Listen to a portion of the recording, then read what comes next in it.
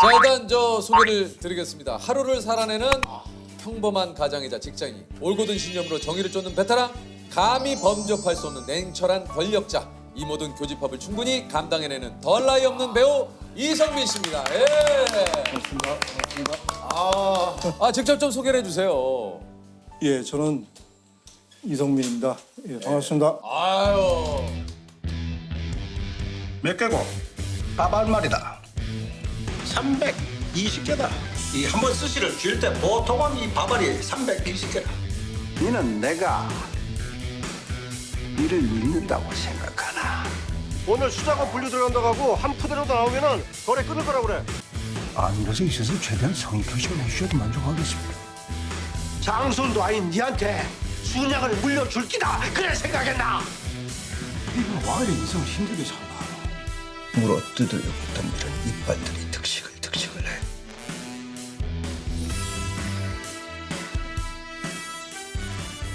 아유. 바바리 몇 개고? 320. 바바리 몇 개고? 오늘 저기 또 사무실에서 따끈한 떡을 네, 그 뭐 문구가 우리 회장님 잘 부탁드린다고. 요즘 어떻게 지내고 계십니까? 예, 지금 그 다른 드라마 지금도 촬영하고 있습니다. 근데 어떻게 유퀴즈는 어떻게 한번 흔쾌히 또 출연을 이렇게 방영 끝난 후에 드라마 워낙에 사랑을 많이 받았고 배우로서 또 팬들한테 또 이렇게 다르게 만날 수 있는 기회를 가지는 게 또 예의라고 생각했고 그 시간 내서 할 수 있는 것들은 해야겠다는 생각해서 그래서 이렇게 또 함께 해주셨군요. 예. 회장님, 그 유퀴즈 출연 제의가 왔는데요. 유퀴즈 돈이 되나? 돈이 되나? 역시 네. 이게 달라. 감사합니다. 유퀴즈 그게 도움이 되나? 그리고 주변에서 이거 되게 많이 하잖아요. 저희가 한 거 지금 바바리 몇 개고. 예. 저한테 그런 사람은 없었어요. 진짜. 저희가 처음이에요? 네. 진짜. 이거 우리는 밥만 뜨면 바바리 몇 개고. 320. 훈련된 장인이 초밥을 한 손에 칠때 320. 그만해. 네, 죄송합니다. 조셉 좀 그만해요. 제가 너무 팬이라서. 그 작년 최고의 화제작은 뭐 뭐니 해도 또 재벌집 막내 아들이 아닐까 하는 생각이 좀 드는데. 내가 진씨 일가와 가족이 된 이유, 여기 이 사람들 중에 날 죽인 사람이 있다. 순양을 살 생각입니다. 제 돈으로. 내가 알고 있는 순양의 창업주 진양철 회장. 내가 제일로 사랑하는 조직이 누구인지 네 모르라. 순양이다. 도저히 내 손주다. 근데 좀 드라마 할 때 좀 그런 느낌이 오셨어요? 이거 좀 대박 날 것 같다. 아니요, 그런 느낌 없었어요. 걱정이 좀 많이 됐었어요. 어떤 게 좀 걱정이 되셨어요? 제 나이를 많이 뛰어넘는 역할을 한다는 게 저한테 굉장히 좀 새로운 도전이라면 도전? 그런 거였었는데 다행스럽게도 시청자분들이 나이 많은 역할을 하는 거에 대해서 몰입하시는데 딱히 방해를 안 받는 것 같아서 참 다행이었던 작품이고. 아니 진짜 어떻게 저 역할을 저렇게까지 그 말투부터 약간 좀 그 부정한 어떤 그 걸음걸이 상당히 연구를 좀 많이 하셨던 것 같아요. 사실 리멤버라는 영화 그 전에 개봉을 했었고 네네. 제가 80 노인 역할을 했었어요. 맞아요. 네. 하면서 많이 저한테 좀 공부가 돼 있는 부분이라서 진양철이라는 캐릭터를 연기할 때는 그렇게 힘들게 하지는 않았던 것 같아요. 아니 그 좀 드라마를 보면서 그 생각이 들었어요. 야, 그거 저 드라마긴 하지만 저 회장님 한번 만나 뵙고 한번 얘기 좀. 진짜 아니 진짜 저 회장님하고 한번 얘기 한번 나누고 싶다. 실제 인물 예. 갖고 드라마 준비를 위해서 회장님을 만나본 적은 없어요. 따로 만나 보신 적 없어요? 뵌 적이 없어요. 그러면은 사투리나 이런 것들도 원래 이제 예, 그 대본에 있는 사투리고. 반도체는 우리 순양의 미래 먹거리다. 그게 내 눈에만 보이는 기가 아예 니 회장님 함께한 배우분들 모두 이제 이성민 씨의 연기력에 존경심을 표했다고 하는데 이게 송중기 씨는 이제 진양철 회장님 역을 이성민 씨가 했으면 좋겠다라는 의견을 냈고 이성민 씨도 이번 작품 출연 이유 중 하나가 송중기 씨의 출연이었다. 물론 그 작품도 좋았지만 중기군이 이 역할을 한다고 해서 무조건 해야겠다는 생각을 했던 것 같아요. 원래도 그 송중기 씨하고 좀 두 분이 친분이 아니 있었어요? 딱히 인연은 없었고 황정민 씨 연극 공연 보러 갔을 때 그때 한번 그 이야기는 많이 들었었죠. 아 그래요. 네. 아니 그 저 함께한 송중기 씨는 좀 어땠습니까? 제가 나이가 그 친구보다 한참 많은데 많이 배우는 점도 있어요. 이 작품 그래요? 하면서 그 친구의 소탈함 그리고 탑스타이잖아요. 아 탑스타죠. 탑스타임에도 팬들 시민들을 만날 때 그가 가지는 태도 이런 것들은 선배이지만 그를 따라 하려고 그러고 그런 모습 보면서 저도 중기처럼 소탈하게 좀 더 쉽게 다가갈 수 있게 하려고 노력하고 있어요. 요게 이제 그 시청자 여러분께서 꼽은 최고의 씬이 선망 증세를 보인 그 병원 씬. 예, 요게 이제 그 냉철한 모습에서 정신줄을 놓고 이제 아이처럼 변해가는 연기가 정말 이게 또 압권이었어요. 내를 죽이려 하는 게 누구라고?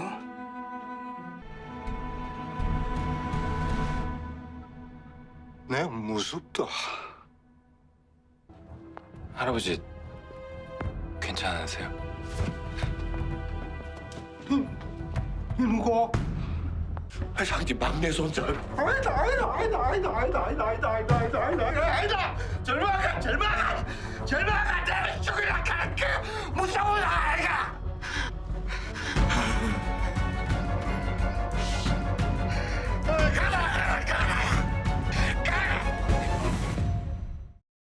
찍을 때 좀 힘들진 않으셨습니까? 아니 뭐 그렇게 힘들지는 않았고요. 그 분량이 제가 제 분량을 거의 다 찍고 다른 촬영이 있어서 저는 몇 개월 동안 다른 작품 촬영을 한 후에 다시 합류해서 진짜요? 네, 후반에 찍은 거였는데 만 11개월 촬영을 했는데 그랬네요. 오랫동안 그 역할을 이렇게 하고 있다 보니까 그 후반에서는 그렇게 힘들게 되지는 않았던 것 같아요. 근데 좀 이런 게 멋있어. 이게 좀 이성민 씨가 이제 어떤 그 연기에 대해서 여쭤봤을 때 아 뭐 그렇게 뭐 힘들진 않습니다. 그러니까 이런 정도의 어떤 그 경지에 오르시는 이 참 모습이 경지는 아니고요. 경지죠. 이거 저희가 봤을 땐 그래요. 그때 당시에 또 다른 작품을 찍고 있다가 몇 개월 만에 또 합류를 하셨는데도. 예, 바로 그분이 와서 이렇게 어필이더라고요. 아니 이게 그 자동차 추돌 사고 씬도 빼놓을 수 없는데 이게 이제 송중기 씨와 함께 네, 그렇죠. 이게 이제 온몸을 바쳐서 이 씬을 좀 만들어냈다고요. 순양금융그룹 니한테 줄라 간다.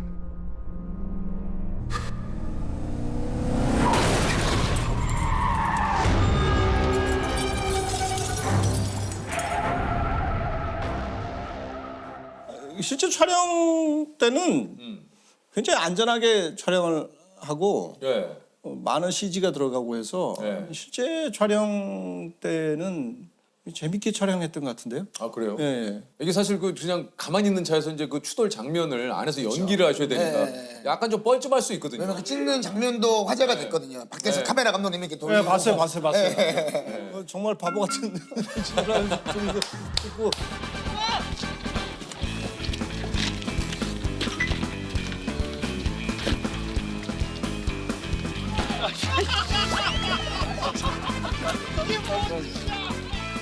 유리 파편이 튀어야 되니까 중기가 할 때 내가 옆에서 이렇게 뿌려주고 뿌려주고 예. 내가 할 때 중기가 뿌리고 뿌려주고, 예. 그렇게 촬영했던 것 같아요. 예.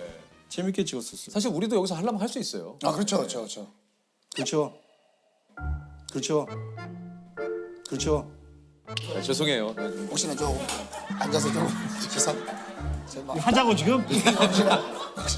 뭐 우리 뭐 다 우리 감독님도 또 잘하시는 분들이니까. 예. 야 용호가 일어나라 오랜만에. 그거 좀. 용욱이 오랜만에 카메라 뽑네. 예. 이게 그러면 그러면 정면이면 어떻게 해야 됩니까? 정면이면. 정면은 힘들죠. 그럼 그러면 측면으로 좀 하는 게 측면하는 게 이렇게 힘들지 옆으로 쉽지 않을까요? 아, 예. 좀. 이렇게 박히면은 몸이 일단은 이렇게 되죠. 아 이렇게 가. 아 그렇지. 이렇게 박으니까. 치니까 이렇게 가네요. 그러니까 그래서 재석 씨는 아마 유리에 머리가 부딪히고. 저는 여기 칠리고 다시 들어가면. 네. 오케이. 정속 고속 거실 거죠. 우리 정석으로 할게요. 정속은 회장님 우리는 정석으로 할게요. 자 저희가 이제 그 바쁜 그 진양철 회장님을 인터뷰하기 위해서 이동하는 중간에 잠깐 인터뷰를 하는데 저희가 이제 자동차 사고를 당하는 그런 씬입니다. 자 그럼 저 회장님 그래서 지금 제가 몇 가지를 또 질문을 한번 드리려고 하는데 하나 둘 셋 꽝! 하나! 셋 꽝! 하나! 아 회장님 왜 가만히 아니 그게 아니라 저희는 사고 난 큐를 본인이 가지고 본인이 하나 둘 셋 하니까 큐를 맞추. 그래요? 아 그래서 그래. 누가 하나 둘 셋을 주시면 쌤 일어나. 이거 아니야 지금. 이제 죄송합니다. 큐를 다시 한번 드릴게요. 약간 연기가 강한가요? 못 봤어요. 한번 보시죠. 자, 죄송합니다. 자 갑니다. 자 회장님 그래서 몇 가지 좀 그 질문을 좀 드려보려고 하는데요. 회장님이 여기까지 오시기에 또 고생도 많이 하셨지만.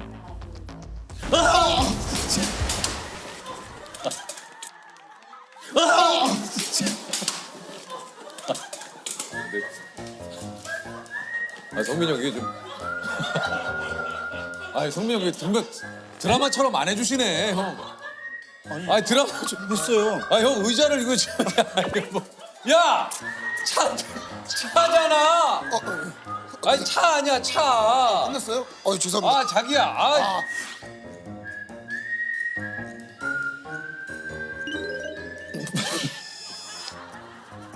어디 한 번에 와당 타가지고 놀래가지고 카트. 좋았어. 와. Never thought I had a chance.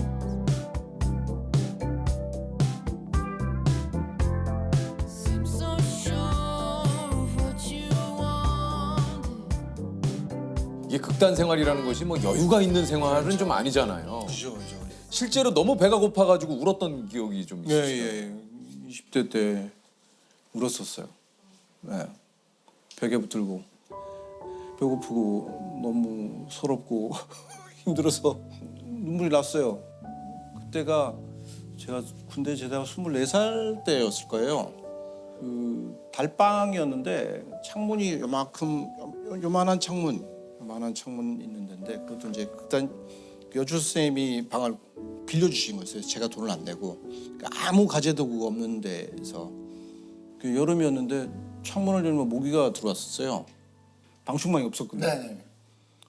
그러니까 모기 잡다가 배는 고프고 막 서러워가지고 울었던 것 같아요. 어릴 때니까 그럴 수 있잖아요. 대구 가면 그 앞산이라는 데가 있어요. 거기서 보면 대구 시내가 다 보여 있었어요. 저렇게 불빛이 많은데 내가 가서 잘 데가 없다는 게 너무 한심했던 게 기억이 나요.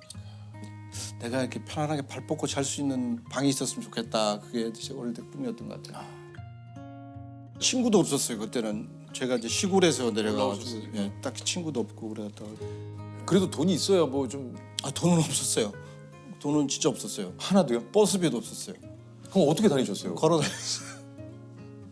다녔고 가끔 이제 포스터 붙이면은 이제 아르바이트로 해서 이제 그걸로 이제 생활비 하고 극단에서 라면 먹으면 맨날 라면만 먹었지.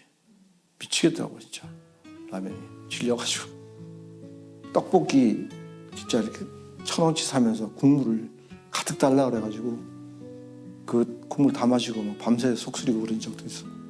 커피 프림, 마가린, 죽도 먹어봤어. 그러니까 방에 먹을 게 없었어요. 배는 고픈데 근데 프림이 이만큼 있더라고. 마가린이 있었어요. 마가린. 그래서 물을 끓여가지고 컵에다가 마가린을 한 숟가락 탁 떠서 넣고 그냥 커피 프림을 넣고 설탕을 넣고 뜨거운 물 부어가지고 져서 뻑뻑하게 해서 먹었던 기억나요. 와, 그러면 내가 이거 그만둬야겠다라는 생각을 하신 적은 없으신가요? 있었던 것 같아요. 너무 힘들어가지고 그래가지고 이게 도저히 못하겠다 해가지고 보따리 싸고 시골 올라가서 그 막노동을 한 2달 했어요 겨울에. 너무 힘들더라고.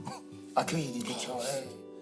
그래가지고 또 그렇게 반대하던 부모님들이 연극을 안 하겠다고 하니까 또 난리를 치시더라고요. 이제 와서 뭐 하겠냐고. 그래가지고 한 2-3달 쉬다가 다시 이제 연극을 하러 내려갔던 기억이 나요. 그러니까 이제 그렇게 힘든 시절 지금의 이제 사모님 우리 아내분을 이제 거기서 또 만나셨다고 그러는데 두 분은 어떻게 만나셨어요? 저희 와이프는 그 무용을 했어요. 아, 그러죠. 네, 현대무용이 전공이었는데 공연을 해야 되는데 이제 춤을 추는 장면이 있었어요. 그래서 이제 안무자를 이제 구해야 되는데 신분이 있는 사람 통해서 소개받은 안무자가 저희 집사람이었었어요. 집사람이 와서 이제 춤을 짜주고 매일 공연을 보러 오더라고요. 그래가지고 이게 안무비를 계산을 해줘야 되는데 돈을 달라는 건가? 매일 찾아오시는 거에 대한 의미가. 아 이게 좀 뭔가 무언의 압박인가? 그래서 제가 극단 살림을 살았었는데 어떻게든 말 잘해서 그냥 넘어가야 되는 상황이었던 것 같아요. 그래서 밥 사주면서 말로 이렇게 털어내야지 하다가 그때 집사람이 뭐 자주 연락해도 되겠냐고. 먼저 이렇게. 네. 예. 그래가지고 그럼 뭐라 그러셨어요? 자주 연락해도 돼요 그래서. 하세요. 그래서 이제 사귀기 시작했죠. 근데 와이프는 집사람 보고 있지. 있겠죠. 이거 지금 팩트니까. 와이프는 이제 사람들한테는 자기가 먼저 그랬다는 얘기를 하지 말아달라. 그렇게 하셨어요? 예. 근데 결혼은 내가 못한다 그랬었어요. 왜요? 내가 지금 형편이 결혼을 할 수 없는 형편이기 때문에 그때 뭐라고 그러세요? 저도 그런 생각 없다고. 그래서 3년은 그런 얘기 하지 말자고. 알겠다 했는데 한 1년 지났나? 결혼하자고 그러더라고. 재밌다. 뭔가 맨날 와서 그 공연을 보고 밥을 먹으면서 또 바로 그냥 연락을 자주 해도 되냐 이런 게 굉장히 좀 성격적으로는 좀 적극적이신 편이시잖아요. 네. 그 와이프 연애 때는 제가 막 좀 가끔 화를 내면은 막 울고 그랬어요. 연애 시절에는. 네. 너무 여리고 착하고 겁이 많구나 생각했는데 그런 성격이 아니라 오히려 화를 못 참아서 울었던 거고. 이게 나 고소리 나가도 괜찮은. 지나고 보니 그때 분을 못 이겨서 어이가 없었던 거죠. 얘가 화를 내 알고 참다 보니까 눈물이 나는데. 참아서 여리셔서가 아니고. 네. 그 결혼하기까지 우여곡절이 굉장히 많으셨는데 결혼 후에도 도시가스비 낼 돈이 없어서 장인어른 카드를 좀 쓰고. 네 맞아요. 그래서 결론은 요즘에도 찍소리 못 하고 사신다고. 어떻게 알아? 저희가 조사관들이 많이 있습니다. 우리가 다 조사를 해요. 회장님, 우리가 다 조사를 합니다. 그래서 후배들한테 그래요. 네가 형편이 좋을 때 결혼을 해라. 와, 근데 저는 정말 그 아내분도 대단하신 게 결혼하셨을 당시도 그냥 극단 생활만 하셨을 때. 네, 그렇죠. 네. 저 한 10년 결혼 10년 정도 지나서 조금 이제 형편이 나아지기 시작할 때 제가 와이프한테 물었던 것 같아요. 당신은 나를 뭘 믿고 결혼을 했어? 물으니까 그냥라고 하더라고. 그래가지고 요즘처럼 이렇게 제가 뭐 이렇게 TV에 나오고 영화에 나오고 당신 내가 이렇게 될 줄 알았나? 전혀. TV에 나온다는 상상도 못했대요. 그러니까 그런 점이 좀 고맙기도 하고. 진짜. 네. 아니, 내가 이 배우랑 결혼하면 이 배우가 어느 날 누구처럼 되고 누구처럼 그러니까. 될 거라는 생각을 못했던 것 같아요. 그러니까 그런 걸 할 수 있는 환경도 아니었었고 그런 미래가 있는 형편도 아니었었어요. 그래서 지금 이렇게 살고 있어요. 행복하시죠? 말의 끝은 행복해요. 말의 끝은 그래서 이렇게 살고 있어요. 방 한 칸에 결혼을 했었고 대구에서 결혼하고 신혼여행을 경주로 갔었어요. 형편이 안 돼가지고 웨딩 사진도 못 찍고 그러니까 아기를 가지는 거는 제 미래나 와이프의 미래를 위해서 그렇게 행복한 일이 아닌 거였었어요. 그런데 신혼여행에서 아기가 생겼어요. 우리 제 딸 하나인데 축복인데 실수예요. 우리가 힘든 건 감수를 하겠는데 아기가 아이가 까지 감당해야 될 힘들게 하는 것들이지. 거는 네. 자신이 없었어요. 첫 그 임신 소식을 와이프 후배한테 전화를 통해서 받았었어요. 형부 축하해요. 언니 임신이에요 하는데 등에 식은땀이 전체에서 이렇게 쫙 나오는 그런 경우는 아직 한 번도 해본 적이 없는데 그때 유일했던 것 같아요. 그렇게 좀 불안해하면서 아이를 가졌던 기억이 나고 근데 그 아이가 태어난 후로 일이 잘 풀렸던 것 같아요. 그러니까요. 네. 그 태명이 그때 희망이었었거든요. 얘한테는 좀 희망이 있었으면 좋겠다는 그런 태명이었는데 저희한테 축복을 준 아이였죠. 그 지금은 이제 몇 살이? 이제 22, 셋? 아니 우리 그 당시에 아이가 고기를 좋아해서 1인분에 1,000원 하는 대패 삼겹살을 네. 먹으러 갔다고요. 네. 예. 이게 처음 제가 서울로 이제 대학로로 연극을 하러 와서 35에 올라와서 이사를 하고 나니까 돈이 한 푼도 없었어요, 진짜. 그때는 저희 드라마에도 나오지만 카드사가 이제 카드 이렇게 돌려막기를 막을 때였었어요. 그래서 카드도 없었고 이사한 비용 다 쓰고 왔는데 애가 고기를 먹고 싶다는데 제일 싸더라고 대패 삼겹살이. 그래가지고 데리고 가서 그걸 먹였던 기억이 나요. 아, 참 잘 먹더라고. 대패 삼겹살 또 기가 막히게 들어가요. 아빠의 입장에서는 참 미안한 감정도 그렇죠, 엄청. 미안했죠. 네. 네. 요즘은 외식 메뉴가 조금 그래도 많이 바뀌었습니까? 어떻습니까? 소고기 좋아해요. 어떤 부위를 좀 지금 채끝 좋아. 체크 체크 맛있어요. 데뷔 후 25년 만입니다. 데뷔 후 25년 만이에요. 그때가 그럼 실례지만 나이가 어떻게 되시는 거였어요? 그때가 거의 한 10년 전일 거예요. 그러니까 40 마흔, 중반. 46. 진짜 가족분들도 이게 진짜 너무 기분이 좋으셨을 것 같아요. 네, 그렇겠죠. 네. 그렇죠. 네. 네. 유명해져야지 이름을 많이 알려야지 그런 생각을 하면서 연기한 적은 없었거든요. 그러니까요. 어느 날 갑자기 그런 기회가 찾아왔던 것 같아요. 그러니까 이성민 씨에게 첫 주연인 골든타임은 좀 어떤 의미일까요? 많은 대중들한테 처음으로 얼굴을 이렇게 제대로 각인시켰던 작품이죠. 그리고 소위 말하는 이제 팬들이 막 생겨났던 작품이고 이때 그 이상민 아리 또 진짜 그때 좀 정신을 못 차렸었어요. 저도 난생 처음 경험하는 일들이 많았었어요. 뭐 사람들이 알아보고 막 저희 캐릭터 이름을 불러주고 다른 배우들도 물론 그렇겠지만 전 유독 캐릭터 이름을 많이 불러주는 그러니까요. 것 같아요. 작품마다. 그러네요. 골든타임 때는 병원 가면은 의사 선생님들이 최 교수님 뭐라고 제 MRI 사진을 보여주시면서 물론 보시면 아시겠지만 이렇게 물론 보시면 아시겠죠.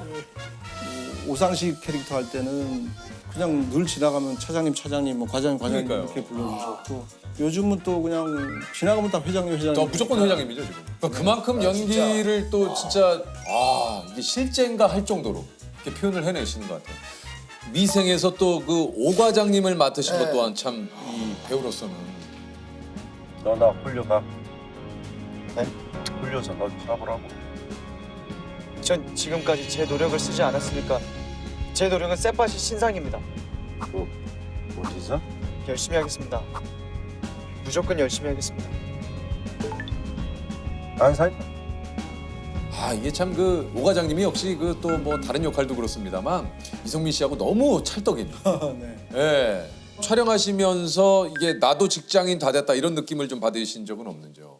그렇죠. 지금도 그래요. 저는 뭐 일하러 갈 때 와이프한테 촬영 간다는 얘기를 잘 안 하고 일하러 간다고 생각하고 보통의 직장인들하고 다르지 않은 삶을 살고 있으니까 그런데 이제 미생 때는 특별히 유독 달랐던 거는 늘 와이셔츠에 자켓을 입고 사원증을 걸고 현장을 갔으니까 약간 그런 기분이 더 많이 들었던 것 같고 한 번은 어떤 팬이 찾아와서 재밌지 않으세요? 매일 촬영이 그래가지고 야 정말 하기 싫어 맞죠? 맞죠. 아침에 일어나기 싫어요. 아 그렇죠. 비슷해요. 우리가 이제 진짜. 예능을 하다 보니까 늘상 웃는 환경 속에서 좀 일을 하긴 합니다만 이것도 직장인으로 생각하면 똑같죠. 이런 거 웃기네요. 특히 일주일에 8번 술 마시는 듯한 외모는 정말 과장님 같아서. 실제 술을 잘 하세요? 네, 전혀 못합니다. 전혀 안 하세요? 네, 완전 못해요. 그러면 줄리안이 실내 간다면 소주. 제 평생 먹은 게 소주 2병이 될까요? 아 진짜요? 아 술을 못 하시는구나. 그럼 두 분이 똑같은 상황. 네, 저도 저도- 술을 저도 못 하니까 저도 알고 술을 있어요. 못 해요. 안 네. 드시는 거예요? 전 못 먹어요. 전 못 먹어요. 아 그러시구나. 저는 원래 연기 보고 술 진짜 잘하시겠구나 이 생각을 했습니다. 이게. 그런 또 디테일을 살리기 위해서 또 여러 가지 또 연구들을 많이 하시겠죠. 그렇죠. 아이고 내가 못 살아 진짜. 아유. 굉장히 또 미담이 많아요. 우리 성민 씨가. 미담이요? 많아요. 진짜. 후배들 많이 주고 이게 왜냐면- 있습니다. 이 생에 이제 전석호 씨는 매니저도 없이 혼자 있는 저를 데려다가 밥을 사주시면서 나중에 잘 되더라도 너처럼 혼자 있는 애를 보면은 꼭 데려가서 밥 같이 먹어라고 하시면서 얘기를 해주셨다. 또 재벌집 막내 아들 김남희 씨도 단역 배우 시절 같이 모니터 보자고 하면서 연기에 대해 같이 회의를 해주셨다. 그 경험이 굉장히 또 감사했다. 극한 직업에 나오는 이중옥 씨는 고시원 살던 시절 밥 사주면서 꼭 다 먹을 때까지 지켜보고 고시원 반값을 봉투에 넣어주신 적도 있다. 야, 이거 뭐 이 외에도 얼마나 많겠습니까? 그게 제가 겪었던 것 때문에 그런 걸 거예요 아마. 저도 선배들한테 그렇게 좀 뭐랄까 사랑을 받았었고 그런 것이셔서 뭐 대단한 거라고 생각 안 하고 석호나 이 친구들이 현장에서 그렇게 혼자 있는 것이 얼마나 좀 외로운지를 잘 아니까. 그렇죠. 그래서 그냥 했던 건데 다행히 걔들이 잘 돼가지고 이런 얘기를 해주니 좋네요. 좋죠. 어떻게든 버텨봐라. 여기는 버티는 게 이기는 데야. 버틴다는 건 어떻게든 완생으로 나간다는 거니까.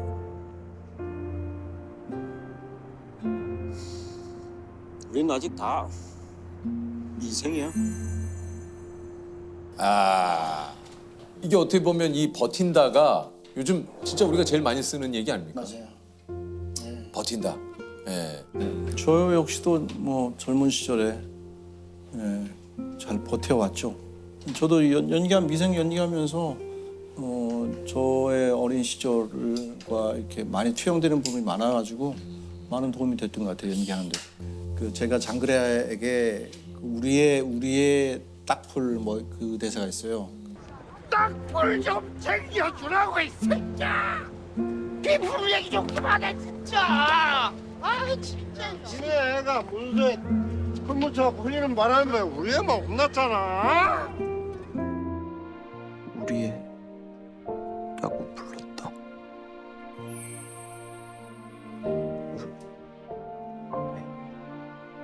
그때 그 우리애란 말이 저는 어떤 느낌인지 알고 있어요. 그게 저는 시골에서 대구로 연극하러 갔을 때 친구가 없었었고 극단에 들어 소속되어 있었지만 어떤 것이 내 소속감이 느껴지는 건지 모르고 지냈었고 또 대구에서 또 서울로 연극하러 왔을 때도 마찬가지였던 것 같아요. 그 낯설음, 그런 지점이 연기할 때 많이 도움이 됐던 것 같아요. 혹시 그 20대와 그 30대 이성민 씨를 혹시 만난다면 해주고 싶으신 얘기 있습니까? 뭐 확실은 못하겠지만 어떻게든 버텨라라는 말을 그것이 얼마나 좀 미련한 짓이고 또 얼마나 좀 불안한 거를 또 알지만 그럼에도 젊음이라는 거는 축복인 것 같아요. 그 20대 때의 눈물이 아픈 눈물이 아니라 아주 건강한 눈물이니까 펑펑 울어라. 걱정하지 말고 라는 말 해주고 싶고 30대 때 저에게는 거듭 포기하지 마라 라고 이야기하고 싶어요. 도로 돌아가서 다시 한번 겪으라 그러면 그거 저는 돌아가라면 돌아갈 거예요. 돌아가실 거예요? 네, 그럼요. 20대로? 예. 그래도 젊으니까 지금보다. 결혼 결혼 전후요. 전후로 나뉜다면 아, 성민이 형. 아, 성민이 형 왜 그래요, 진짜? 그러면 아이, 이제 너무 뭉클해서 뭉클해서 지금 뭐 뭘 뭉클 안 해, 뭉클 안 했어요. 이제 걸려들 뻔했어요. 저희 와이프가 저에게 늘 하는 말이 있어요. 뭐예요? 당신은 나 때문에 이렇게 된 거야. 그러니까 와이프를 포기 못하죠. 아, 그럼요. 와이프가 없으면 나의 이런 미래도 없을 테니까. 이제 맞아요. 사랑해. 그러면 언제 아내분이 가장 사랑스러워 보이세요? 언제? 저희 딸하고 안 싸우고 둘이 행복하게 밥 먹고 있을 때. 깔깔 정말 웃으면서. 맞아요. 진짜 그럴 때 와이프랑 아기가 너무너무 행복해하고 막 좋아할 때 그러니까. 지켜보고 있어요. 근데 뭐 여기 가족을 너무 사랑하지만 그럼에도 자기 관리가 또 엄격하신 분인 게 따님이 감기에 걸린 걸 보고 미안하다고 하시면서 잽싸게 마스크를 쓰셨다고요. 사실상 이게 회장님 좀 되게 해서 어떻게 되신 건지. 잽싸겠어요. 웬만하면 거리를 둬요. 저 또 일을 하셔야 되니까. 예. 미안하다 하고 저는 마스크 쓰고 다녀요. 그 혹시 이성민 씨의 고민이 있습니까? 저의 요즘 고민이요? 큰 고민은 없어요? 없고 이제 내 나이에 맞게 또 앞으로를 어떤 연기를 해야 될지 구상을 해야 되지 않을까라는 고민을 살짝 하고 있어요. 그 어떤 시상식장이었던 것 같아요. 수상 소감을 이야기를 해야 되는데 무슨 얘기를 하지 하다 생각하다가 문득 그런 생각이 들었어요. 야, 내가 뭘 했다고 이런 자리에 와서 앉아있지? 이런 생각이 훅 들었었어요. 그때부터 시간이 거꾸로 갔던 것 같아요. 시간을 이제 거꾸로 돌렸던 거죠. 그날 그분이 그 자리에 없었으면은 내가 이 자리에 없었구나. 그날 그 사람하고 싸우지 않았다면 내가 이 자리에 없구나. 이게 결국은 나 혼자 이러는 게 아니구나 라는 생각을 했었어요.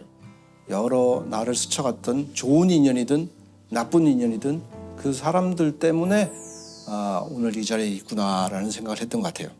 그게 저는 지금도 맞는 정답이라고 생각하고 네. 결국 나 혼자 힘은 아니었다는 거죠. 뭐 또 그런 생각으로 이렇게 또 본인의 길을 걸어오셨기에 오늘 뭐 또 이런 멋진 일들, 결과물들을 또 만들어내신 거 아닐까 생각이 듭니다. 제55회 백상예술대상 영화부문 남자 최우수 연기상 이성민 공작. 제가 연극을 처음 시작해서 배우가 되겠다고 이렇게 극단에 찾아갈 때부터 지금까지 만난 그 많은 분들과의 인연, 우연 그런 만남의 결과가 아닌가 그런 생각을 했습니다. 참 좋은 사람들 많이 만났구나라는 생각을 했죠. 그동안 저와 인연이 있었던 많은 분들에게 감사드립니다. 배우가 된다고 했을 때 좀 부모님이 좀 반대를 하셨던 많이 하셨죠. 그때는 또 반대할 만한 그 얼굴이었고요. 왜냐하면은 그때는 진짜 꽃미남 위주의 그런 배우는 꽃미남이어야 된다. 배우 하면은 뭔가 잘생겨야 된다.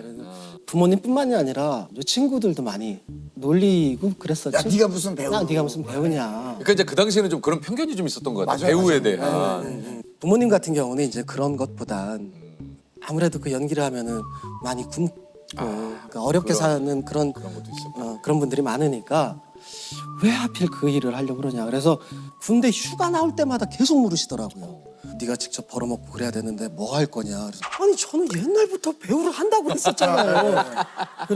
그러면 그 얘기 듣기 싫어서 또 나가고 또 다음 휴가 나면 그래 이제 너 이제 거의 뭐 상병인데 나오면 또 뭐 할래? 아씨 배우 한다고요.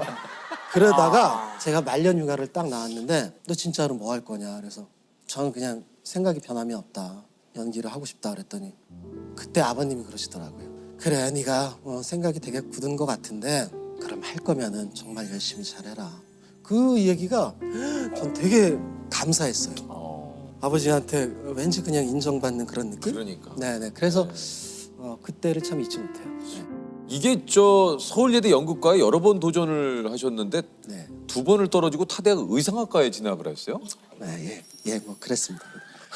근데 계속 그러고서 이제 군대를 갔는데 계속 군대에서도 연극과에 대한 그 미련이 계속 있더라고요. 와 근데 사실은 그 학교 떨어지면 뭔가 그래서 스스로가 굉장히 좀 실망을 할 수 있잖아요. 그래도 길이 아닌가 싶기도 하고 또. 사실 시험 보러 갈 때 내가 떨어질 것 같아 하고 가진 않잖아요. 근데 그냥 저는 약간 좀 떨어질 것 같았어요. 왜냐면은 너무 긴장을 많이 했었고 바들바들 떨고 막 안정제를 먹어도 진정이 안 되고 뭐 그랬는데 이 서울예대에 들어가서 재학 중에 올 A를 받으셨어요? 뭐 그런 적도 있었던 것 같아요. 대단하시네. 그 서울예대는 신구 장학금 있어요. 신구 선생님. 맞아요. 그래서 그 장학금 덕분에 좀 학교를 좀 다닐 수 있었어요. 그러면 입학했을 때는 나이가 어떻게 되시는 거예요? 제가 27인가? 늦게 들어갔어요. 그러니까 좀 늦게 들어가서 더 이제 열심히 하셨구나. 열심히 하게 되더라고요. 그러면 졸업하고 바로 영화로 데뷔를 하신 건가요? 아니면은 졸업하고 좀 극단 생활을 했었고요. 뭐 유승용 씨랑도 이제 같은 극단에 있었고. 목화. 그리고 유승용 씨하고는 동랑이라는 데 있었고. 그 이제 목화는 그 뒤에 뭐 박희순 씨나 정은표 씨. 그건 맞죠? 그 뭐 많이 계세요. 네, 손병호 선배님도 계시고. 맞아요. 성지루 씨도 그렇고. 성지루 씨도. 네, 임원희 선배도. 임원희 씨도 같이 또 네네. 다니세요? 참 많았어요. 그 느낌이 또 제가 다 좋아하는 형님들이거든요. 네네네. 편하죠. 그분들 왠지 그냥 예, 느낌이 제가 딱 좋아하는 형님들. 원형도 제가 진짜 좋아하거든요. 그렇죠. 예. 극단에 계실 때 알바도 좀 많이 하셨다고 했는데 유승용 씨하고 이제 아르바이트를 좀. 그때 제가 배가 고파서 빵집을 가고서 이제 빵을 하나 딱 사가지고 계산을 하려고 그러는데 그 코트를 입은 신사분이 뒤에 툭툭 치더니 저기 아르바이트 할 생각 없냐고. 갑자기요? 왜 근데 계산하려고 그러는데 뭔데요? 그랬더니 저 비대 공장인데 비대 조립하는 건데 할 생각 있냐고 그래서 근데 왜 그러셨어요? 빵을 샀는데? 좀 없어 보였나 보죠. 비내 보였나 보죠. 그래서 그래갖고 근데 얼마 준다고 그때 괜찮았었어요. 그래갖고 그럼 저는 생각이 있다고 그랬더니 그럼 친구 한 명 더 데리고 올 수 있냐고. 그래서 그때 유승용 씨한테 너 저 같이 갈래? 그랬더니 좋지. 그래갖고 한 달인가를 그 방 잡아놓고 방 잡아주고 둘이 막 이런저런 얘기하면서 막 계속 조립하고 알바하시고. 근데 참 특이하네. 그 빵집에서 갑자기. 근데 그런 일이 저는 많았었어요. 그래요? 네. 야. 그래서 막 어느 날 이렇게 되게 힘이 없어갖고 너무 오늘은 참 너무 힘든 날이다. 힘들다. 그럴 때 꼭 그렇게 뒤에서 두드리시더라고요. 저 오토바이 면허 있냐? 그래서 예. 근데 왜 그러시냐? 그랬더니 혹시 그냥 배달해볼 생각 없냐? 이런 그런 제의를 많이. 그래서 근데 그분들도 흔히 얘기하는 길거리 캐스팅을. 알바 쪽에서 좀 유명하셨나 외진 씨가? 뭔가 좀 있나 봐요. 이렇게 좀 성실할 것 같고 왠지. 그렇죠. 좋게 말씀하시네. 아니 근데 진짜야. 약간 그런 게 있잖아요. 같이 일을 해보고 싶은 느낌이 조금. 예. 아니 그래서 영화로 데뷔했을 때 나이가 내가 모르겠네요. 한 28살 정도. 주유소 여덟 아홉. 그때 저 블랙잭 있었어요. 블랙잭. 블랙잭. 예. 운전 똑바로 안 해? 그러니까 데뷔로 보면 이것도 상당히 그렇게 이른 나이는 아니에요. 28살이면. 그죠? 어떻게 보면 데뷔가 뭐 빠른 건 아니었기 때문에 혹시 좀 이 길에 들어선 거에 대해서 불안해하거나 좀 하시죠? 그런 건 늘 많았죠. 아주 많았죠. 그러셨을 거 아니에요. 저는 뭐 늘상 불안했고. 그렇죠. 예. 네. 그럴 때 이제 불안하고 그러면은 뭐 해결되지 않으니까. 그럼 그런 불안함을 어떻게 좀 그 당시에는 좀. 근데 그 얘기를 하려고 하잖아요. 가만히 있어. 막 하려고 그랬는데. 가만히 있어. 두 분이 또 케미가 좋으시네요. 있죠. 있으시네요. 혜진이 형하고 케미가 좀 있어요. 두 분이 또 같은 유케미네요. 유케미.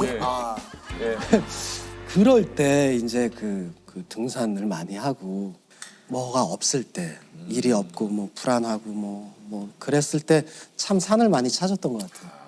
제가 한번 대종상 때인가 수상소감으로 그런 얘기를 한 적이 있었거든요. 저 힘들 때 저 항상 곁에 있어주고 위안이 돼준 북한산한테 너무 고맙다고 그런 얘기를 했었는데 항상 제가 외로울 때 그리고 힘들 때 위안을 해주는 국립공원 북한산한테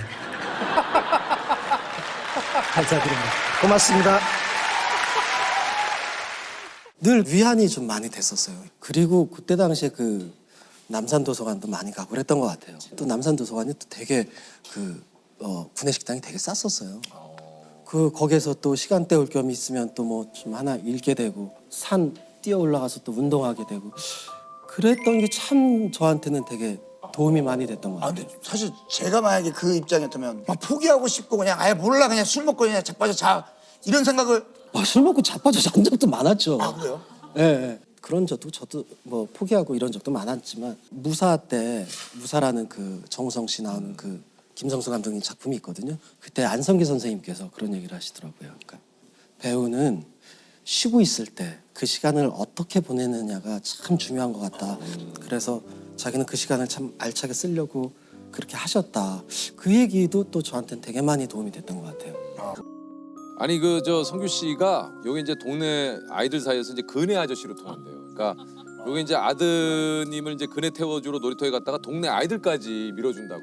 네, 진짜 범죄도시 전부터 이제 아파트 나가서 이제 애기를 이제 우리 애기를 밀어주고 있으면은 처음에 이제 어머니들이 아유 저 아빠는 일 안 하시나 봐 뭐 이런 이렇게 인공서 머리죠 뒤에서 생각하고 있다가 계속 밀어주고 있으면 또 애들이 또 쫄쫄쫄 와서 한두 명씩 아저씨 저도 밀어주세요 저도 밀어주세요 그럼 제가 계속 밀어주니까 또 엄마들이 또 있으니까 편하긴 하네 이런 생각도 하고 어른들도 와서 밀어달라고 할 것 같아요. 진성규 씨한테는. 저 죄송한데 저도 한번 밀어주십시오.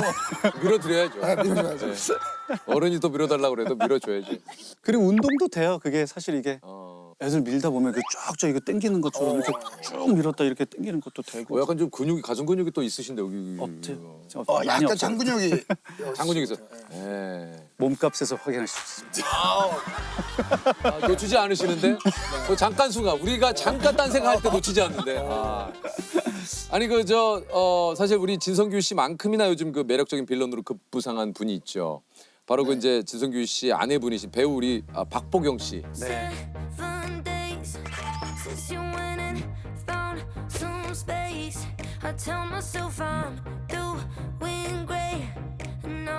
아유, 그놈의 매출표 장부의 메인 인생이거든.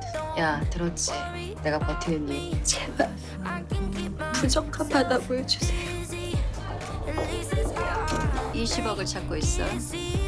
그걸 왜 저한테?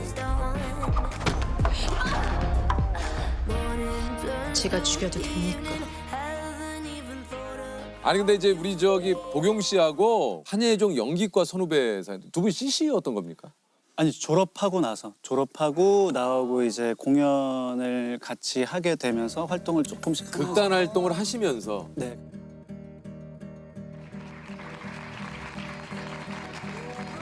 누가 먼저 이렇게 마음을 조금 표현을 좀 하셨습니까? 제가 진성규 씨가. 네 시선이 계속 갔던 느낌. 저기서 저런 말을 하지? 매력 있네. 그런 느낌. 그런 예상치 못한 데에서 이제. 이게 이제 이 당시에 극단 활동하셨을 때 이제 당시 두 분 월급이 30만 원씩이었다고. 네 맞아요. 뭐 그때는 이게 30만 원이면 근데 이게 사실 월세 내기도 이게 저는 그때 선배네 집에 얹혀 있었기 때문에 그나마 이제 뭐 전기세, 뭐 수도세 요 정도만 냈으니까 그냥 살기에는 괜찮았다. 아르바이트도 뭐 조금씩 하셨으니까. 계속 했으니까. 어떤 알바들을 좀 그 당시에 하셨나요? 저는 그 설거지 아르바이트를 많이 했었고 제가 좀 폴짝폴짝 뛰고 그런 걸 잘하다 보니까 뭐 아크로바틱이나 이런 걸 잘하다 보니까 그런 걸로 가서 좀 수업을 잠깐 해드리고 알바를 조금씩 받고 뭐 요런 돈이 없는 상태로 결혼을 했기 때문에 뭐 카드도 다 끊겨보고 뭐 제일 그랬던 거는 집에 쌀이 좀 떨어져가지고 쌀이 떨어진다는 걸 사실은 인지를 못하는 세대였잖아요. 그러니까 내가 대학생이 되고 결혼을 하고 이 쌀통에 쌀이 없는데 쌀을 살 돈이 없는 순간을 맞닥뜨렸을 때는 가장으로서 이러면 안 되잖아. 그러면서 떨어졌다고 얘기하니까 와이프가 괜찮아. 저기 제 친한 친구 준호 오빠한테 쌀 좀 달라 그래. 그래서 그렇게 얘기를 했었어요. 그래서 가서 친구한테 야, 쌀 떨어졌다. 쌀 좀 줘. 그래서 쌀을 받아오고 약간 그런 식으로. 그래서 더더욱이 연기를 좀 열심히 그래 한 우물만 제대로 파보자. 그래서 열심히 했던 것 같아요. 야 어떡하지가 아니라 아니라 어이구 아내분이 맞아요. 저보다 훨씬 더 대인배예요. 이거 사실 그러기 이거 참 어려운 일인데.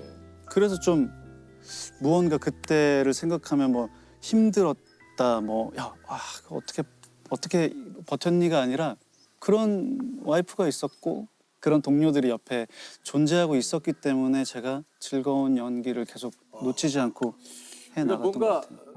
그냥 아무렇지 않은 일이었거든요, 저한테는.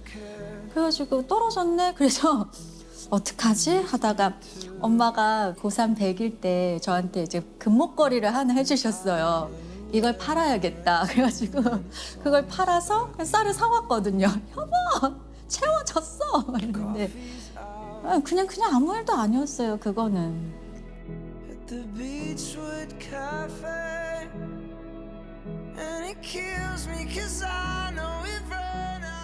그리고 여기에 지금 어디선가 앉아서 보고 있을 제 와이프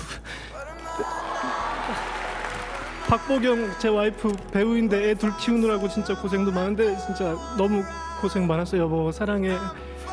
그 청룡영화상을 받았던 그 순간은 그 모든 게 다 보답이 되고 보상이 되고 진짜 뭐 저한테 오빠 정신 차려, 여보 정신 차려야 돼, 이제부터 잘해야 돼 이렇게 얘기는 했지만 너무너무 좋아했어요. 너무너무 행복했고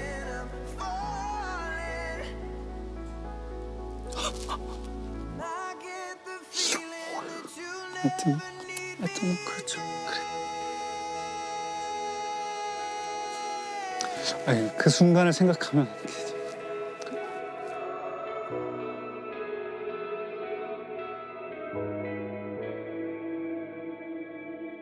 또 지금 작은 아씨들에서 비서실장. 네. 예. 요즘 카리스마가 또 장난 아니시던데요.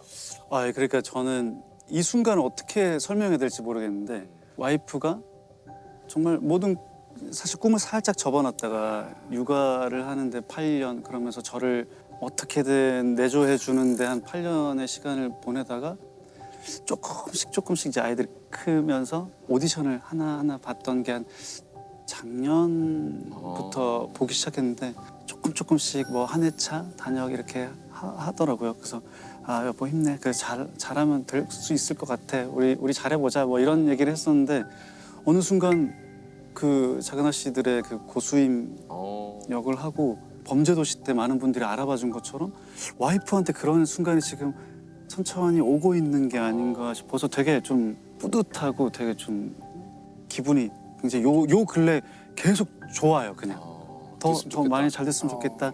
다음 작품도 연결해서 하고 또 다음 작품 드라마도 조금 더 커지고 좀 더 잘 됐으면 좋겠다. 막 이런 생각.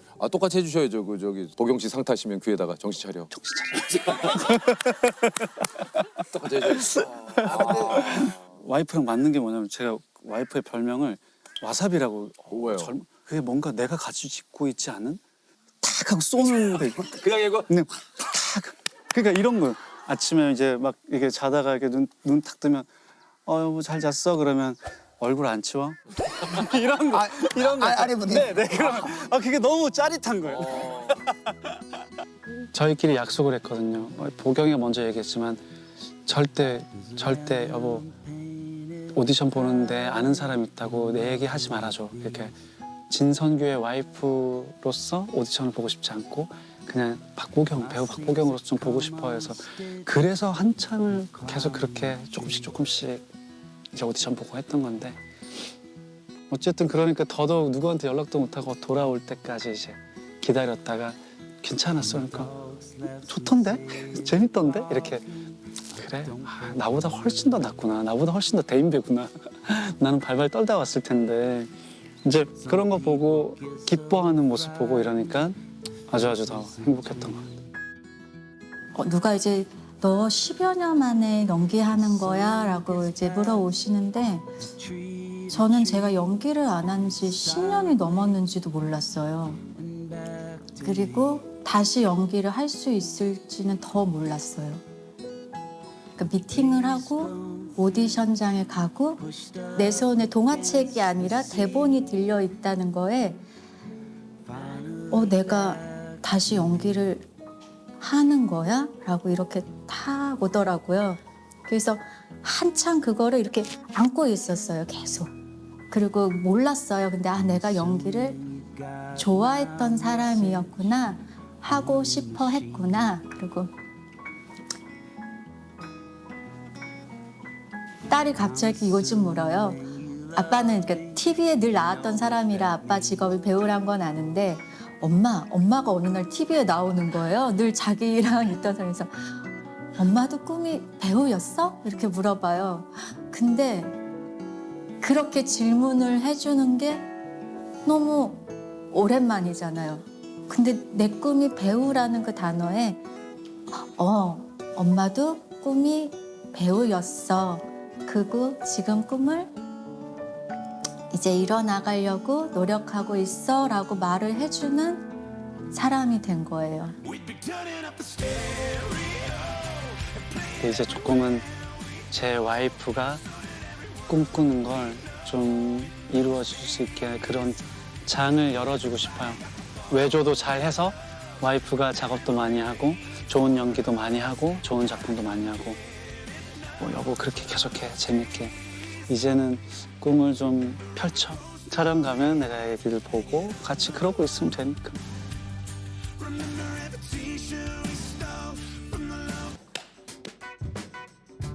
아니 오늘 주제가 이제 나의 연구일지인데 오늘 이제 손석구 씨에 대해서 한번 좀 제대로 한번 저희가 연구를 해보도록 할게요.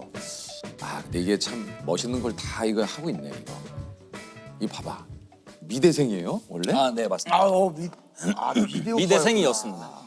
미대 오빠잖아요. 미대 오빠. 아니 근데 이거 드라마 영화에 나오는 그 멋있는 오빠들, 형들 이거 하는 거잖아요. 이거 미대.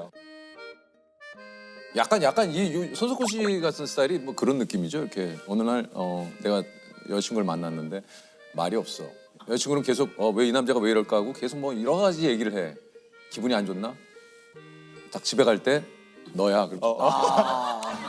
그런 거에 대한 로망이 좀 있으신 것 같은데. 너에게는 해질녘 노을처럼.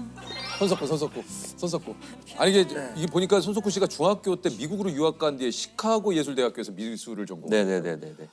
중학교 때 미국으로 유학을 가셨었구나. 네. 이게 근데 손석구 씨가 얘기한 시카고 예술대학교가 세계 7대 미대 중 하나. 그래요? 이거 몰랐습니다. 동문이 월트 디즈니네요? 그거 몰랐습니다. 야, 마치 월트 디즈니 제작사에서 하는 드라마가 이번에. 진짜. 그러네. 야.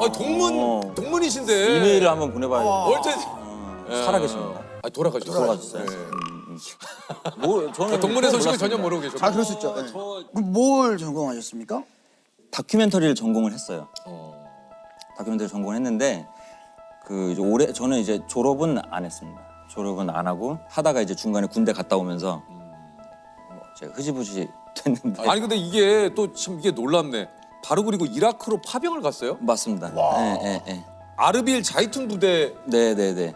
거기. 진짜요? 네, 6개월 동안 파병 갔었죠. 와. 군생활 하다가 일병 때 가서 병장이 돼서 돌아왔었죠. 본인 이제 지원을. 네. 지원해서. 와, 그거 쉽지 않았을 것 같은데 어떻게 지원을? 어떻게 또 지원을 이렇게? 그게 군대를 그러니까 미국에서 생활을 하다가 한국에 와서 바로 간 거예요. 거의 바로 간 거예요. 그러니까 이게 적응이 좀 안 됐었어요. 초반에는 뭐 한 7, 8년 이렇게 있다가 이게 오니까. 네. 어떤 부분이 좀 가장 적응이 좀 안 되셨어요?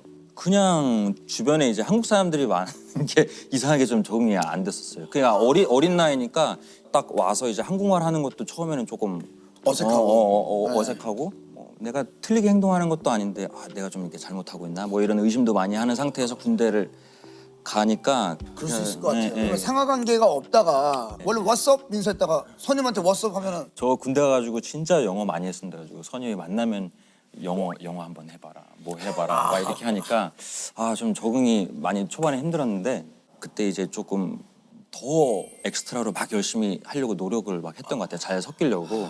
그래도 군생활 이왕 하는 거 좀 제대로 해봐야 되겠다 해서 이제 지원했었던 거죠. 아마 인생에서 가장 행복했던 시기를 꼽으라면 저는 군대 시기가 너무 좋았어요. 저는 워낙에 생각이 막 많고 고민을 하고 이러던 찰나에 군대를 가서 아무도 모르는 데서 새로 시작하는 거잖아요. 예. 제로에서부터 다시 시작하고 열심히 하면 그만큼 인정해주는, 그러니까 눈에 보이는 결과를 어떻게 보면 내야 하는 집단이잖아요. 그리고 늘 주시를 하고 있고 열심히 하는 거에 대한 미덕을 좀 배웠던 것 같아요. 열심히 하면 사람들이 인정해주는구나. 그런 게 저는 좋았어요. 그 심플한 생활이 좋았어요. 행복했던 시기였던 것 같아요. 아니 근데 야 이게 참 놀랍네요. 이게 뭐 이 짧은 시간 안에 좀 뭐 손석구 씨의 인생을 저희가 낱낱이 샅샅이 이게 살펴볼 수는 없습니다만 전역 후에 농구 선수 준비를 했어요? 예, 맞아요. 그 말도 안 되는 건데. 아니 농구를 어렸을 때 해도 될까 말까인데. 그러니까요. 전역하고 20대 중반 제가 그때 이미 26인가? 아니 근데 농구 선수로 준비를 해요? 네, 그거는 근데 지금 생각해보면 어떤 도망가기 위한 명분이었고 도저히 전역하고 나서 한국 사회에 적응해서 여기서 직업을 갖고 살 그 용기가 없었어요. 엄두가 안 났어요. 엄두가 안 나서 그때 당시에 제 동생이 캐나다에 있었어요. 학교를 다니고 있어서 그냥 가야겠는데 그냥 간다고 하면 안 되잖아요. 근데 제가 다행히 이라크는 또 월급을 많이 줘요. 네, 그래서 그 돈으로 비행기표를 사서 부모님이 그랬을 거 아니에요. 너 캐나다를 갑자기 전역하고 왜 가냐. 그렇게 해서 나는 농구 선수를 한번 해봐야겠다. 그렇게. 근데 이게 뭐 각자 요즘은 각자 하고 싶은 걸 하지만 농구 선수는 왜냐면 제가 이라크에서 군 생활을 할 때 제가 이제 영어를 좀 하다 보니까 저는 이제 통역을 하러 뭐 사우디아라비아, 뭐 티크릿, 바그다드 많이 다니면서 전 세계 각국에서 온 군인들을 많이 만났었어요. 그거 만나면 뭐 하겠어요. 그냥 같이 운동하고 농구하고. 그게 저는 너무 재밌었어요. 같이 막 몸으로 이렇게 하는 게. 야 거의 그 살아온 인생의 드라마시네. 이 드라마 한 장면 아니에요? 그렇죠. 그러면은 26살에 이제 농구를 해야겠다면 나름대로 계획이 있었을 거 아니에요. 내가 26에 가서 27에 드래프트를 나가고 맞아요. 그런 생각을 혼자 막 했어요. 프로구단에서 나르지 하면 26살 늦깎이 프로 농구 선수 데뷔 해가지고 뭐 이제 약간 프로를 그런 그렇게 해서 내가 공항에 딱 와서 드디어 사람들의 환대를 받으며 농구 선수로 한국의 언젠가 뭐 내가 인천공항을 NBA에 밟으니 진출한 막 그렇게.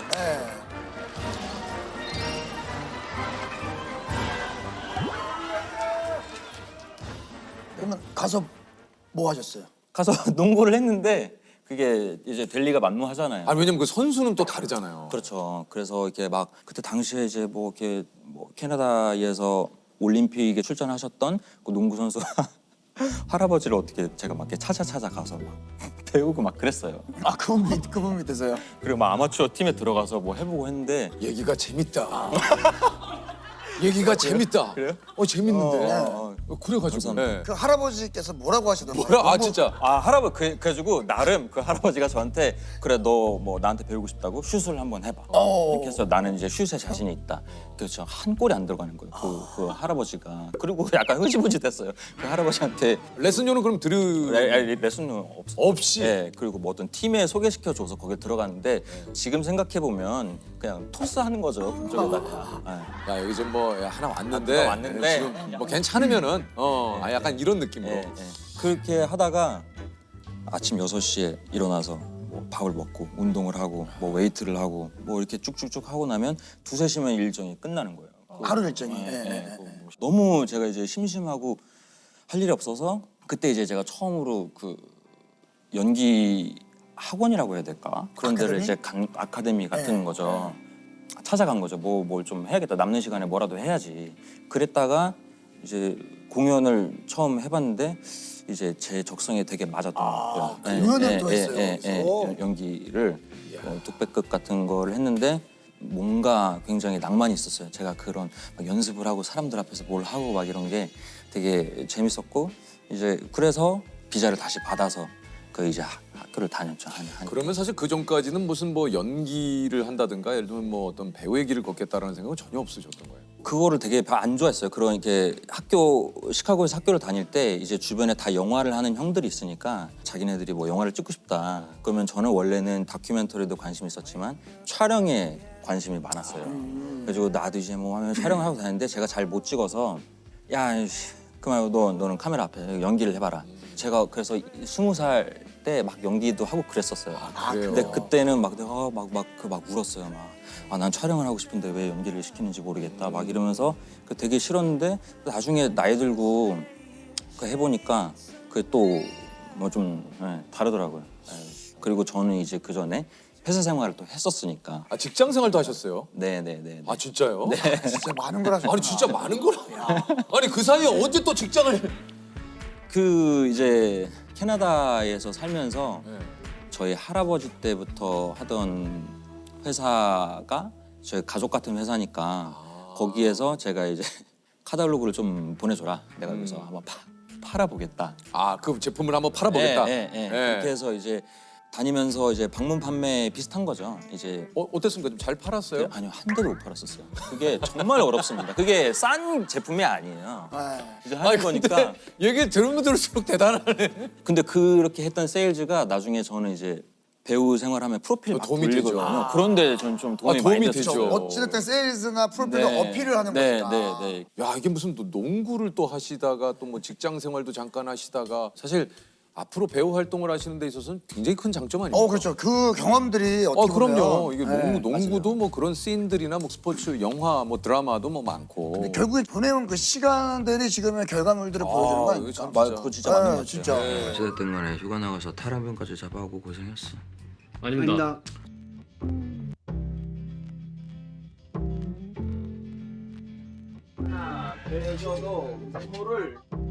얼마 전에 우리 돈 뜯어먹고 도망간 정비소 사장님 있지 않습니까?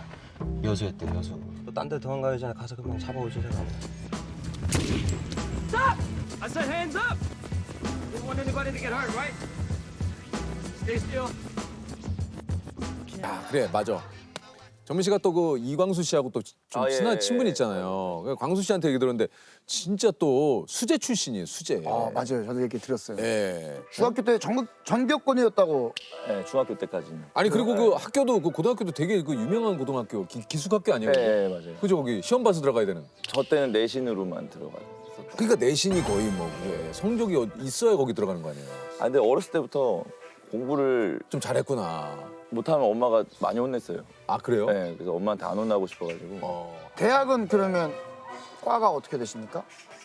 고등학교 때 영화 감독이 되고 싶어가지고. 고등학교 때? 네, 영화과를 지원했었는데. 아 근데요? 그 한예종이라는 학교를 떨어졌어요. 아 한예종 시험을 봤어요? 네, 근데 떨어지고. 제가 알기로는 고려대학교 나오시잖아요. 네, 그래서 이제 수능 보고 고대를 갔다가.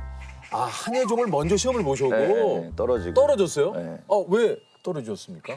자기소개서 이런 걸 써가야 되는데 자기소개서는 나를 소개하는 글인데 그렇죠. 예술학교니까 좀 예술적으로 글을 써야 될 줄 알고 바닷가를 걸었다. 파도를 보며 영화에 대한 뭐 열정이 아무튼 뭐 그런 약간 이렇게 썼다가 좀 있어 보이고 싶어서. 네. 그래서 그 면접관 교수님한테 엄청 혼나고. 뭐라고 혼났어요? 너는 자기소개서가 뭔지 모르냐고.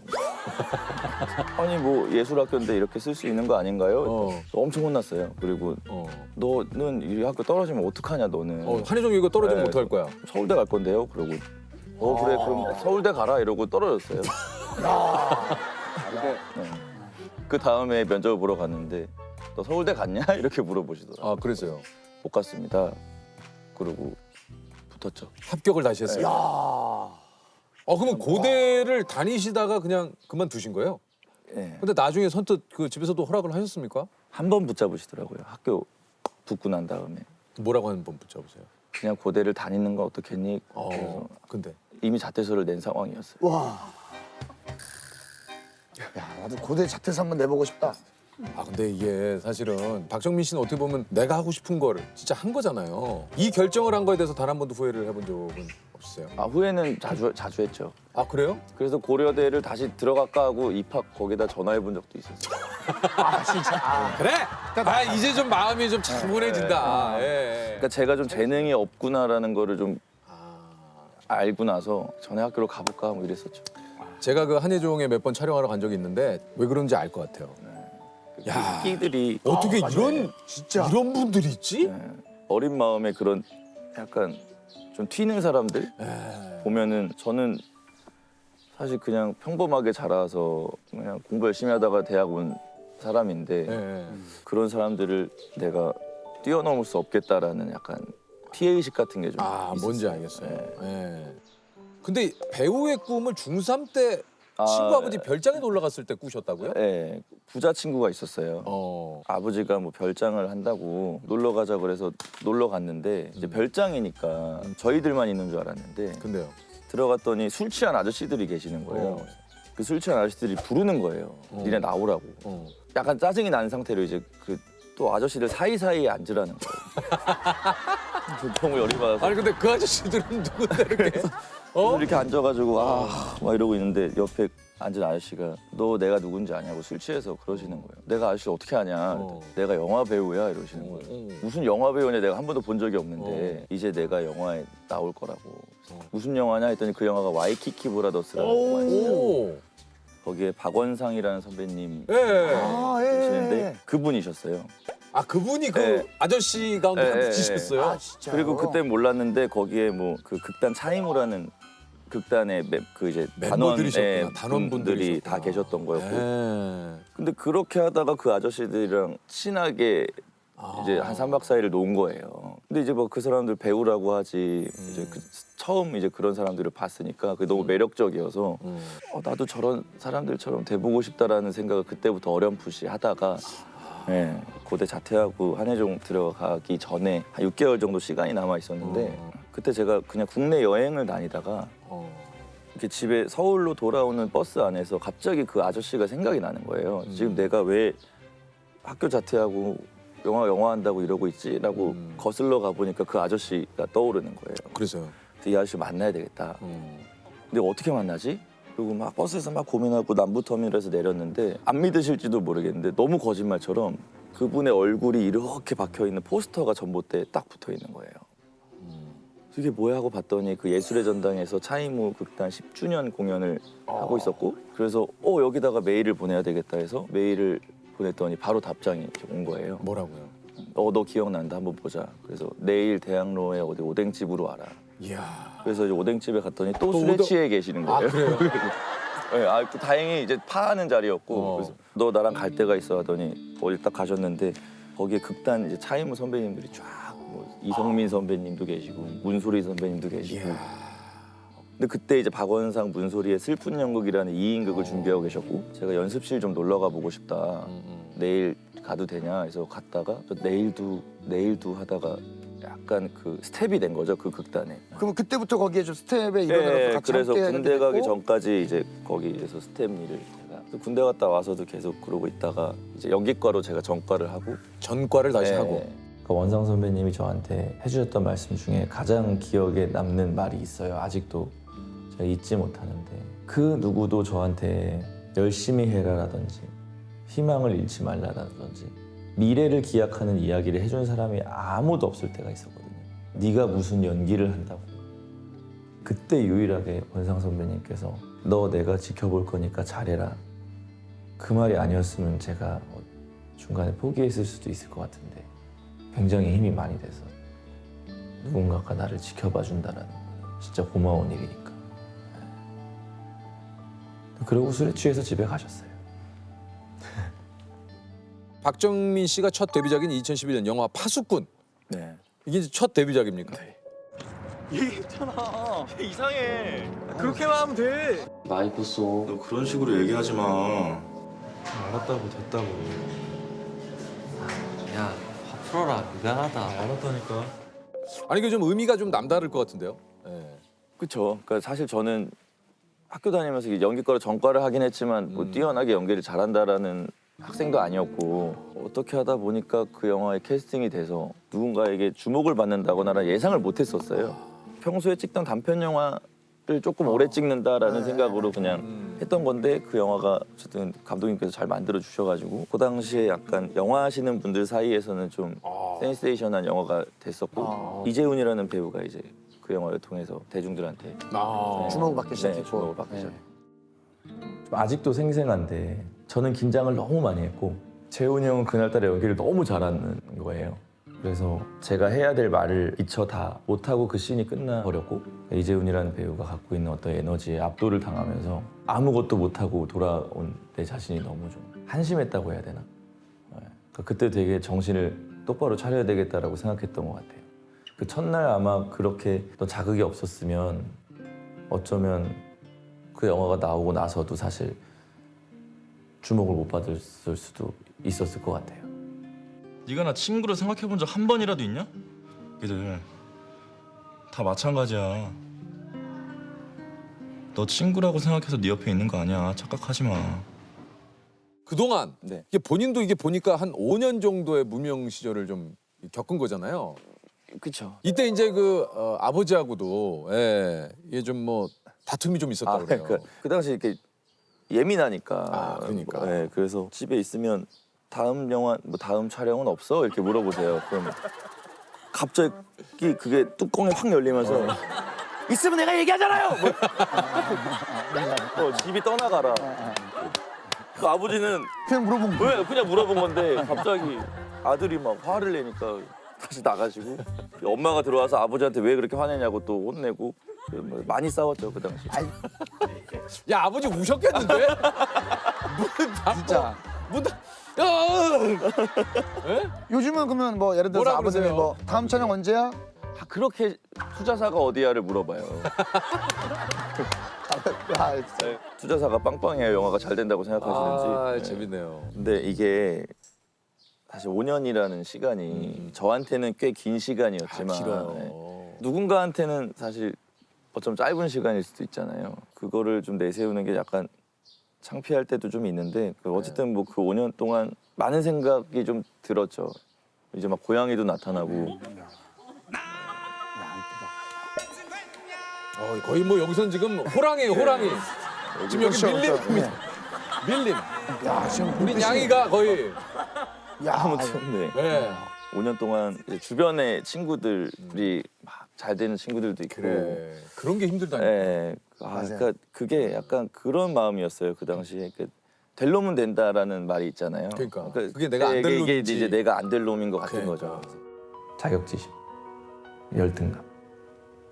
그 부정적인 감정들에 5년 동안 휘둘려 살았던 것 같아요. 내가 뭘 노력해야 되는지도 잘 모르겠고 뭘 열심히 해야 되는지도 모르겠고. 제가 예를 들어서 뭐 피아노 연주자라면 매일같이 피아노라도 연습을 할 텐데 당장에 일이 없는데 뭘 연습해야 되지? 그럼 배우는 뭘 연습해야 되는 거야? 남의 대사 따라하는 걸 연습해야 되는 거야? 뭘 해야 되는 거야? 하면서 계속 부정적인 자학들을 막 하고 냉소적인 사람이 되고. 그 생각을 좀 오래 하다가 그만하려고 그랬었죠. 뭐 안 하려고 유학하려고 그랬었어요. 전세금을 빼가지고 오피스텔 전세금을 빼서 내가 이제 도망을 가야 되겠다 하고 유학원 사이트를 보고 있는데 회사에서 전화가 온 거예요. 그래서 이준익 감독님이 뭐 영화를 만드시는데 뭐 캐스팅을 하고 싶어 하신다고. 그래서 안 믿었죠 처음에. 이준익 감독님이 저라는 사람을 알 리도 없고. 근데 실제로 이준익 감독님이 저를 이제 찾으셨던 거고. 그래서 이것만 그럼 해볼까? 이거까지만 하고 그만둘까? 네, 그만둘까 하고 이제 했는데 그게 어떻게 결과가 좋아서 그게 이제 동주라는 영화였고. 야, 동주. 내가 이렇게 하지 못한 것이 안쓰러워. 내가 이렇게 하지 못한 것이 괴로워서. 괴로워서 내래 서명을 한다. 본인이 생각했을 때도 야 이거 내가 진짜 솔직히 이거 내가 정말 잘한 것 같아. 감탄하거나 뭐 소름 돋는 연기 없습니까? 사실 많이 없어요. 저는 제가 나온 영화를 극장 가서 안 보거든요. 시사회 때 딱 한 번 보고 좀 부끄러워가지고. 네. 근데 제가 유일하게 극장에 가서 한 번 봤던 영화가 그것만이 내 세상이라는 나 영화인데 그거 진짜 깜짝 놀랐네. 제가 뭐 피아노를 완벽하게 뭐 칠 수는 없는 노릇이지만. 근데 이거 5개월 동안 연습했다는 거예요? 예, 뭐 연습은 연습 나름대로 열심히 했는데 마지막에 피아노 치는 장면이 시사회 보면서 저도 약간 좀 울컥하더라고요. 그래서